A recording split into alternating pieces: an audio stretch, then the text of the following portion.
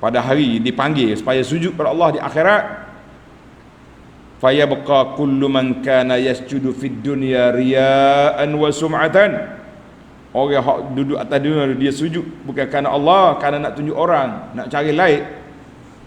Dia cuba nak sujud juga kepada Allah di akhirat, fayaudu zahruhu tabaqan wahidan, belakang dia keras, tak boleh nak sujud. Nas'alullah as-salamata wal afiyah.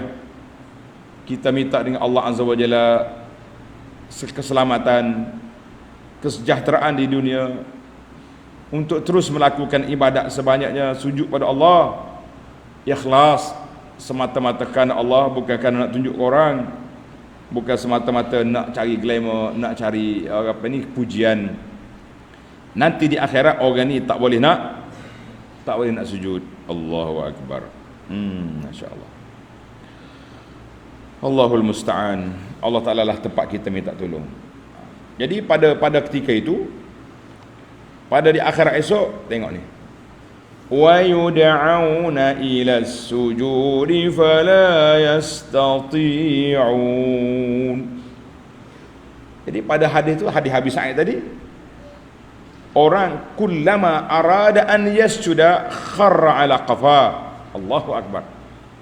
Bila dia nak sujud, orang-orang yang riak, puak-puak munafik, hak kafir tu memang dia tak sujud dah. Atas dunia dia sujud ke berhala. Itu mereka ni tak masuk dalam kumpulan ini. Hak masuk kumpulan dipanggil ni orang beriman, dan orang pura-pura beriman di atas dunia, nama dia munafikin. Dia cuba nak sujud, belakang dia jadi keras. Kullama arada an yasjuda kharra ala qafa. Bila dia nak sujud, keras, terbalik ke belakang. Na'udzubillah. Bayangkan betapa huru-haranya pada ketika itu. Allahu akbar. Macam mana kita nak kata? Tak boleh nak kata lagi dah. Takut kita. Waqila al-muradu, ada ulama mengatakan orang-orang itu munafiqin. Anak atas dunia dulu dia solat pura-pura, akhirnya di akhirat esok nak berpura-pura tak dapat, terbalik. Waqila, ada juga pendapat kata al-kufar, puak kafir pun cuba juga nak sujud. Bila dipanggil sujud, cuba nak sujud pada saat itu, sebab dia tengok, dia yakin Allah Ta'ala ada, nak sujud, mereka akan terbalik ke belakang. Nak sujud ke depan, balik belakang. Allahu akbar. Kita dengar huru-hara ni, barulah kita rasa betapa besarnya, pentingnya hidup kita dengan sujud. Sujudlah kita kepada Allah dengan ikhlas. Ini anak kadang-kadang tak tegur, nak tegur. Bila tegur kat AJK masjid lain macam. Contohnya bila kita pergi kuliah di mana-mana masjid, ini kita nak habiskan bab yang kita mengajar, kadang-kadang ambil masa 10 minit lepas masuk waktu. Ada kalanya sampai lajak sampai 15. Ataupun dipanggil kuliah perdana, pengurusi kata ustaz ceramahlah sampai pukul 9, lebihlah 30 minit. Ada yang tak nak azan terus. Kita kata kena azan ni syiar. Tak apa azan. Lepas azan, qomat selalu. Pakcik-pakcik ahli-ahli ibadat ni bangun nak solat 2 rakaat. Tak boleh. Bila ada qomat, dia kata imam mau cepat nak balik rumah dia. Kita kata imam dah jadi imam, takkanlah lewat setengah jam kena marah ke bini.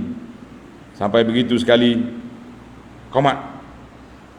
Kalau betul-betul kelang kabut, ada janji, ada nak bagi anak ke klinik ke takut tutup contohnya, lepas solat doa yang maksur, duk zikir lepas solat cukup lah. Ni tak. Lepas solat boleh pula dia zikir munajat panjang-panjang yang tak ada dalam format itu yang diajar dalam kitab-kitab kita. Kemudian dakwa tak boleh solat 2 rakaat qabliyah tadi kerana nak cepat. Yang ni boleh pula panjang kat sini. Kita kata sayangnya tuan-tuan, tuan Bilal, tuan Imam, pernah Nabi SAW lalu dekat kubur. Nabi tanya kubur siapa ni? Sahabat bagi tahu, ya Rasulullah, kubur sahabat kita baru dikubumi kan. Nabi kata rakaatan, 2 rakaat je solat sunat yang kamu solat ringkas-ringkas itu lebih dikasihi oleh penduduk kubur ni daripada dia milik dunia dan isi kandungan. Nilai 2 rakaat bukan kecil. Kita tak bagi orang solat qabliyah kerana apa? Kerana nak cepat. Tapi kita macam-macam acara yang kita buat lepas pada solat, kita mengatakan itu dia panggil neraca tidak seimbang. Inilah yang perlu kita belajar sunnah. Daripada sunnah Nabi SAW ini sangat penting kita belajar. Sebab kalau tidak kita kehilangan peluang yang dianugerahkan oleh Allah Azza wa Jalla kepada kita banyak, tapi kita sia-siakan dengan alasan-alasan pelbagai yang kita buat. Kalau nak cepat, biar cepat sungguh. Ni tidak, panjang juga lepas solat tu. Kalau nak kira nak cepat, tak cepat juga. Jadi berilah peluang kepada mak-mak kita, ayah-ayah kita, ahli masjid, ahli ibadat ni, biar mereka bersujud. Jangan mereka menyesal dalam kubur, aku nak solat terhalangnya oleh Pak Bilal yang kelang kabut. Wallahu alam. Baik, kita pindah kepada muhasabah kita dengan munasabah ayat ini. Pada waktu dipanggil sujud, ada orang yang tak mampu sujud, les kerana dia riak atas dunia. Kita yang diberi peluang untuk sujud dihalang sujud juga kerana Pak Bilal dengan Pak Imam nak cepat. Kita kata Allahul Musta'an.